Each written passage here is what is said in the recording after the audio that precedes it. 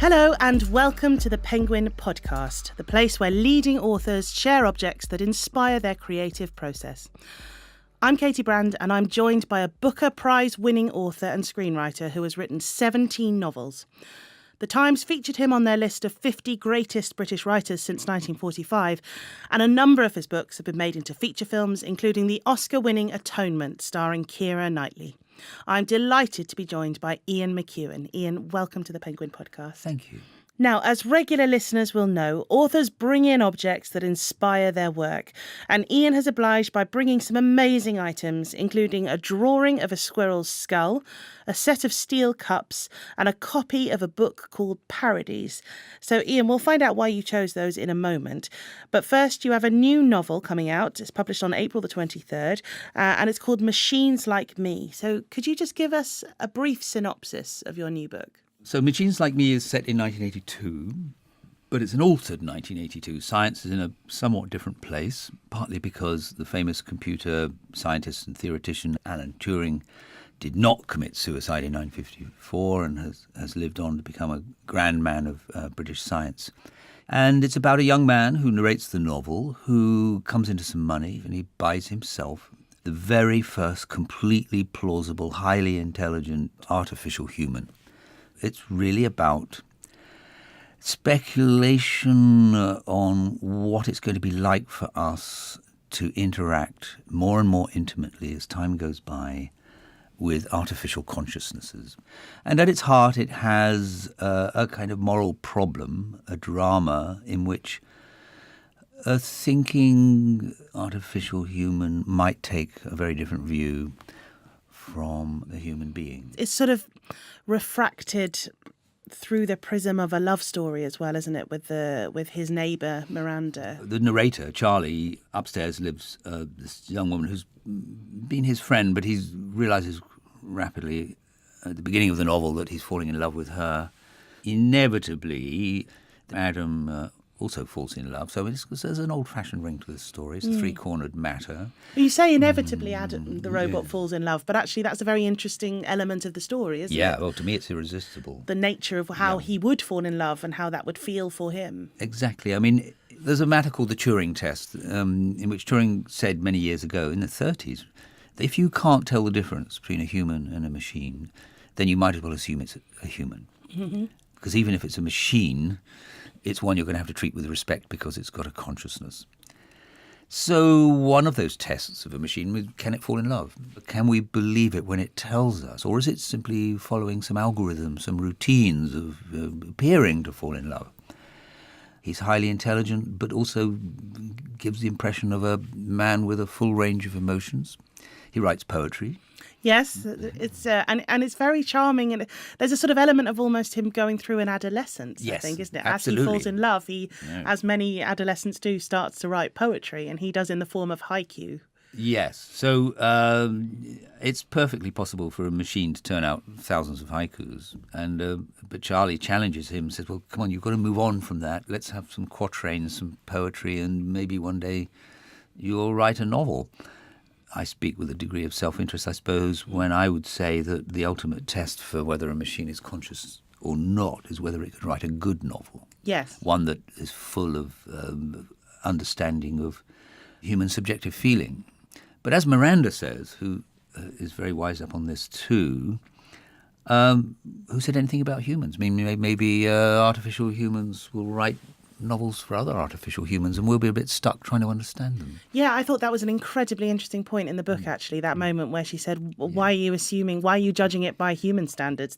However many years' time, our standards might be completely irrelevant. Yeah, people will go around saying things like Humano Normative. One of the other, I think, fascinating places you take this as well is the robots themselves are starting to circumnavigate their own programming, even to the extent that they are finding the human world too confusing and chaotic to cope with.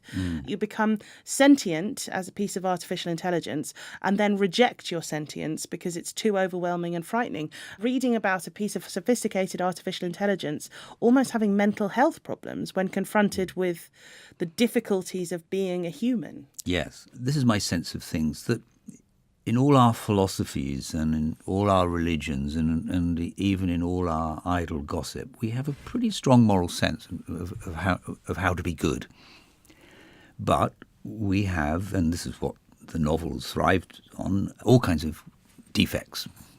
It's perfectly possible that we would maybe program artificial intelligence with all our best moral behaviours and find that we've actually got amongst us morally superior beings who will find it very awkward to live among these faulty people. And this really brings me then to the heart of this novel and a rather tragic story of a young woman who is raped and eventually commits suicide, and her friend takes her revenge.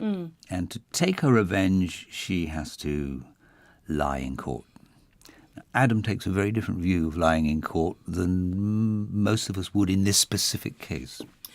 And it's this disjunction between what a machine might think, even the most sophisticated machine, and what a human might think, that is really the sort of engine of exploring our intimate reactions with what it might be like to live with highly intelligent artificial humans. Yes, highly intelligent artificial humans that won't give way to context or weakness.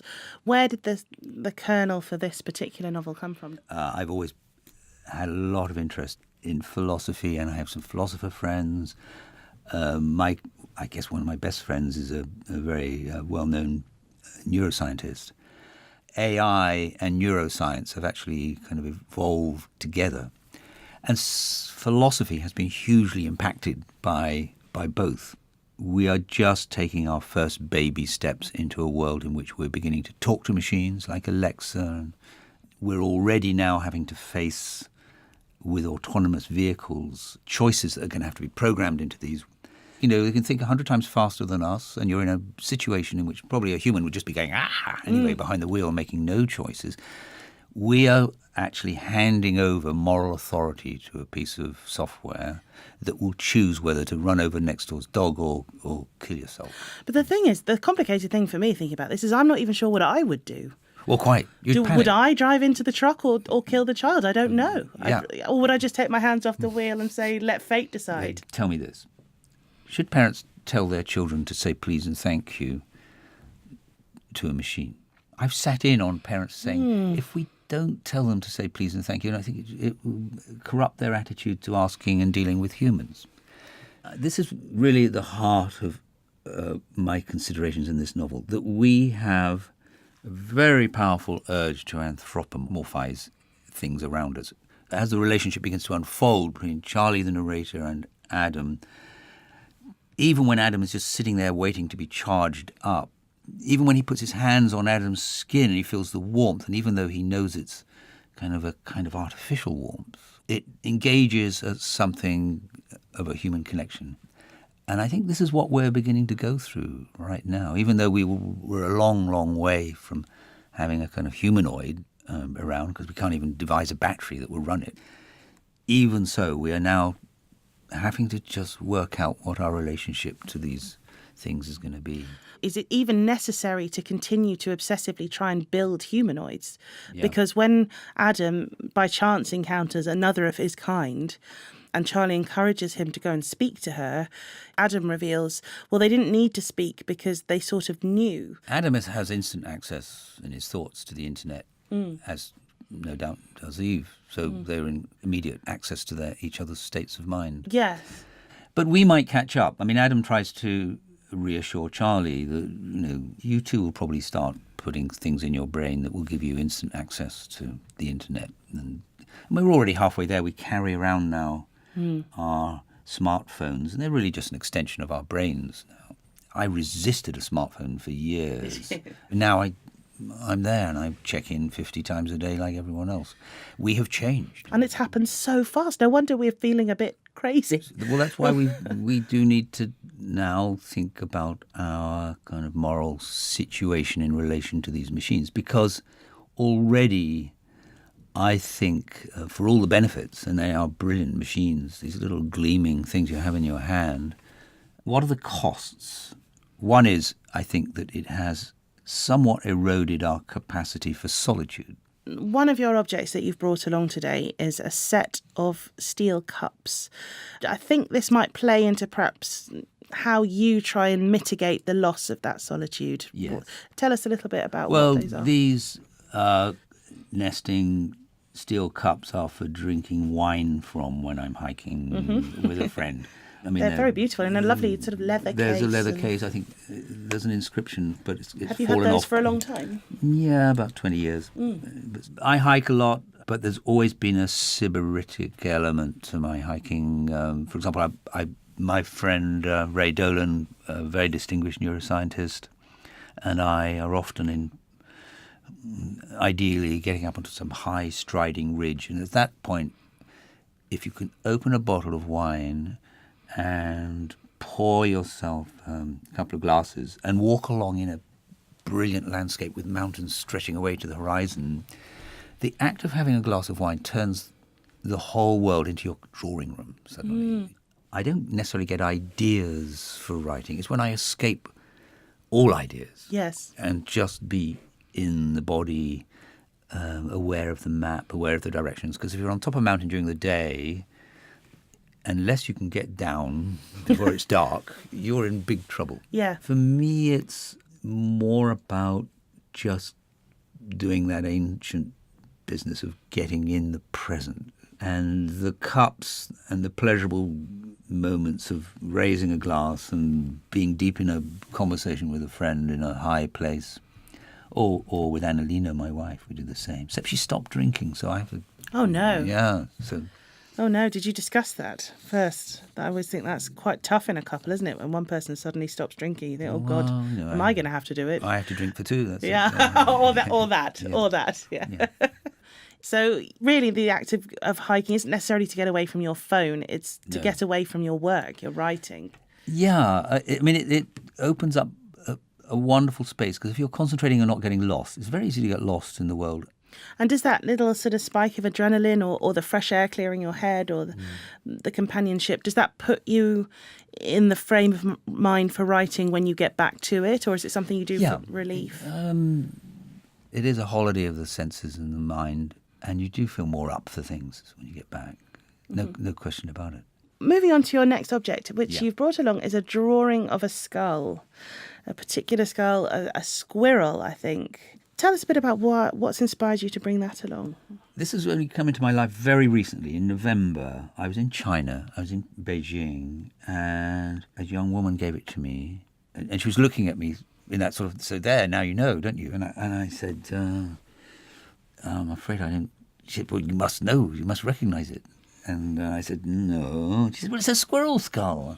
And I said, right. She said, well, you wrote about it. And I said, did I? And I was thinking, she must be confusing me with, Will Self or some other writer. She said, in Atonement. She said, it's written on the back. So I turned it over, and it's about the young heroine of Atonement. And here it is a quote from, and it said, no one knew about the squirrel's skull beneath her bed, but no one wanted to know. So Bryony wants to be a writer, and she's also a very secretive person, and she has a secret box, and in it she puts all her secrets. Do you think they go hand in hand, secrecy and writing? Yes, I do, and that's why this squirrel is in this studio now. Right. I think secrecy and writing are related quite intimately, or they certainly are for me. Walking around with a half-written novel in your head is very much like having a squirrel under the bed, a squirrel's skull. And you don't want to talk about it, but that secret element is crucial, I think, to the whole undertaking. And the reason I was such an early adopter of word processing back in 1983 was I just loved the way a computer can hold your entire novel in its memory faithfully and not tell anyone. Mm-hmm. Sitting there sort of waiting to be woken up again and brought out again. So the worst question you can ever ask a writer is, what are you working on now? Yes. And so this 20-year-old, highly educated Chinese Anglophile girl who knew her English literature, it really touched me because she went right to the heart of my sense of what a novel is. And yet, even as she put it in my hands, I didn't know what the hell she was on about. Well, she very subtly wanted to tell you something. She understood about the secret, yeah. Yes. Because she drew it herself, so there's quite a lot of work in that. Yeah, it's beautiful. It's really beautiful. One good bit of advice I was once given about writing was that the first draft is you telling yourself the story. Yeah. And ever since I was told that, I've found the first draft much more enjoyable because you set yourself free. Yes, you just enjoy the story you're telling yourself, and you think, I don't ever have to show this to anyone if I don't want to. The whole process makes you very vulnerable, and that's another reason why you don't want to go telling anybody, because it might just sound to your own ears even as you explain. You say, well, there's this guy, see, who buys a robot, and you think, oh no, and you watch her face glaze over, and you think, I'm doing the wrong thing. And nor do you want to be pitching it to someone. So you've just got to keep stum and keep it under your hat or under your bed. Yes. So let's move on to your next object. There's a copy of Parodys, which is edited by Dwight MacDonald. I believe it's currently out of print. But tell us a little bit about this. I'm not aware of this book. What is it? Why is it so important to you? When I open it up, it says Ian McEwan, Wolverston, 1965. I was at a rather curious small state boarding school in Suffolk. It took mostly working-class kids from central London, but it took a few kind of army brats. And my parents were in North Africa, so I came to this school. And I was a very timid boy who never put his hand up in class and was always frightened to speak. Then at the age of 16, my English teacher, or my new English teacher, told me that I was clever. And suddenly I became clever. And that year, so I was being 16, I won the English prize, and this was it. In a sense, these parodies of Chaucer and T.S. Eliot and Milton was my first intimation that literature was not only extremely interesting, fascinating, but sort of fun, hilarious, that it could be sent up as well as written. There were quite a few parodic pieces in here that I read before I ever saw the sources, inevitably. I mean, I hadn't read enough by then. So long before I ever heard of existentialism, I read a parody of it called Resistentialism. And it was basically a contemplation on how the world is against us. And it mentions the famous Clark Thrimble experiments in Cambridge in 1934, where heavily buttered and marmalade toast was dropped over a series of surfaces ranging from silk to Hessian crude canvas. And the marmalade-facing downward index rose with the quality of the cloth. What? So it proved that the world was against us. Or that cloth has a sense of appetite. Yeah, feed me, choose me. It was full of gems like that took me to their serious sources. Do you think it was your first grown-up laugh? I remember my first grown-up laugh was watching Acorn Antiques, Yes. where Victoria Wood's sketch about Oh, yes. that I got the joke that the adults got because It is I great, understood yeah. that it was a pastiche of something. There's a parody of The Wasteland in there. So at that point, I did know The Wasteland, and I felt so sort of plugged in. You got a key suddenly Yeah, that you yeah. can unlock something, a whole vista of Yeah. something else opens up to you. I guess that's an interesting thing about artificial intelligence is whether a robot will be able to construct a joke because jokes are constructed and that there are ways in which you can construct a successful joke, but Yeah. a sense of humour. That might be a very important litmus for a viable consciousness, whether it had a sense of humour. There's some very funny jokes in the book as well. The quite sort of stark way in which Adam makes himself ready for a night with Miranda is also Yeah. very funny. From a reservoir in his buttock, I think was there's a lightness to it as well, which I think Yeah, is, all men do that. Yes. Yeah, Oh, you all have a reservoir in your buttock, do you? Yeah, well, that's what Charlie says. We all do that. Yeah. Well, having talked about Adam, your synthetic human, let's go to a clip from the book where we first meet Adam. He's on charge for the first time in Charlie's kitchen. Let's hear an extract from the audiobook now. He had woken to find himself in a dingy kitchen in London SW9 in the late 20th century, without friends, without a past, or any sense of his future. He truly was alone. All the other Adams and Eves were spread about the world with their owners. Those 7 Eves were said to be concentrated in Riyadh. As I reached for the light switch, I said, "How are you feeling?" He looked away to consider his reply. "I don't feel right." This time his tone was flat. It seemed my question had lowered his spirits. But within such microprocessors, what spirits? "What's wrong?" "I don't have any clothes and I'll get you some." "What else?" "This wire, if I pull it out, it will hurt." "I'll do it, and it won't hurt." But I didn't move immediately. In full electric light, I was able to observe his expression, which barely shifted when he spoke. It was not an artificial face I saw, but the mask of a poker player. Without the lifeblood of a personality, he had little to express. He was running on some form of default program that would serve him until the downloads were complete. He had movements, phrases, routines that gave him a veneer of plausibility. Minimally, he knew what to do, but little else, like a man with a shocking hangover. That was Machines Like Me, read there by Billy Howell and written by my guest today, Ian McEwan.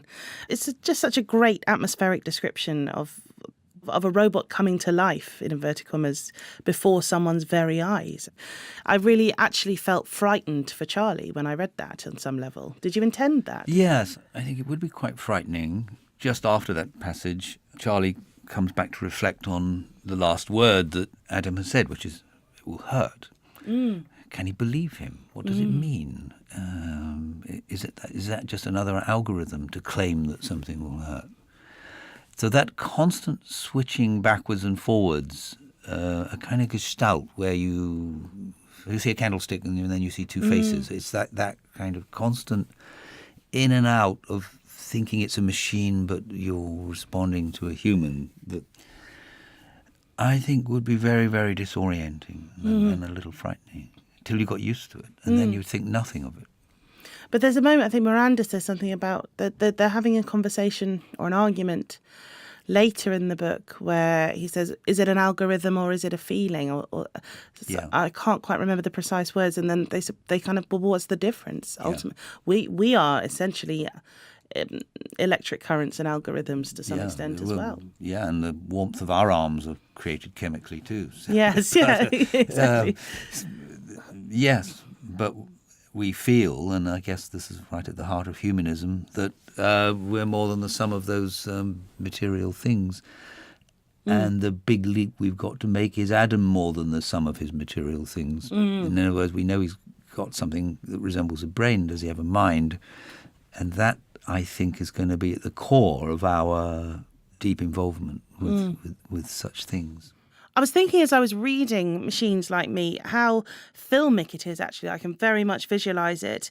And I know that screenwriting has been a big part of your career, and it's maybe something that people don't necessarily know so much about. Can you tell me just a bit more about that work that you've done over the years? Well, it's something I've done right from the beginning. So I wrote my first TV play in 1974, 5. So it's always been a parallel existence. Then in the mid-90s, I did a couple of screenplays, one of which was doing a sequel to The Fly. Oh, wow. Gina Davis. Oh, yes, I read a movie called The Good Son with Macaulay Culkin. And for a while I was a sort of A-list Hollywood writer, the ruin of many an English novelist, I can tell you. But got to sit right in the front of the plane, and swank around. Did you enjoy all that? I mean, it's kind of thrilling, isn't it? It's sort of thrilling. If you take it for what it is. And then it all goes wrong. And even then, you feel rather innocent because you've never seen people behave so nakedly badly like they might in the court of Caesar Borgia. But, they really are bad, or they're probably nice people, but it's part of their business to behave badly. So finding myself sacked, and then the director sacked, and the producer sacked, and then someone else coming in, and then some other writer trying to angle in on my script, and having to fight for it with the Writers Guild and all that. Of course, the thing about writing a novel is there's no budget in a novel. No. You can write, then 400 elephants come over the horizon. You're God. Nobody, you do write that in a screenplay and you'll have a tap on the shoulder within about 10. If the budget's $5 million, then you're not even going to get half an elephant. Exactly. Doing your own stuff is, again, a sort of demotion. You are God. You set your characters on Chesil Beach and do with them what you want. When it comes to screenplays, I'm quite a collaborative being. I wouldn't want anyone messing with my novels, but I quite enjoy other people's expertise. I love the controlled panic of a film set before the boredom sets in. If you're a writer on a film set and everything's going well, there's nothing to do. It's nothing to do but eat bacon rolls. I worked with John Schlesinger on The Innocent, my novel, and things were always going wrong. John was quite a technophobe, and this was about a tunnel, and there were recording machines, and I was constantly rewriting scenes on set. I was fine with that. I liked it. Do you find that your brain goes into the zone very fast at that moment, and you're able to just write anything? When the adrenaline's going like that, and you just have to deliver, and you find you can deliver. Oh yeah, it's effortless. You have a sort of strange collapse afterwards, but in the moment, it's very exciting. No, I would write scenes that might have taken me weeks at home, but they're needed in half an hour. I worked with Bertolucci for 2 years on a movie we never made. So this career has really gone on in parallel. But in the mid-90s, I read a couple of screenplays that didn't get made. It was the first time. And I know that proper, full-on screenwriters expect a hit rate of 1 in 10. But I couldn't live like that. And yet, and you said last year, I don't think I've ever worked harder in my life. There were, in 2018, 3 TV and film adaptations of your work. Yeah, I went off and wrote Enduring Love and then Amsterdam and then Atonement. But Atonement, I was an executive producer on it. I was very involved in all the scripts, but Christopher Hampton worked with Joe Wright. But I was writing Saturday by then, and I really didn't want to get waylaid and drawn into, basically a sort of 2.5 year. It's long making movies. Mm-hmm. The rewriting is the real slog of it. But when it came round to someone suggesting a movie of Chesil Beach, then I was up for it, because it's a short novel. You don't have to lose anything. But it took 7 or 8 years to get that on.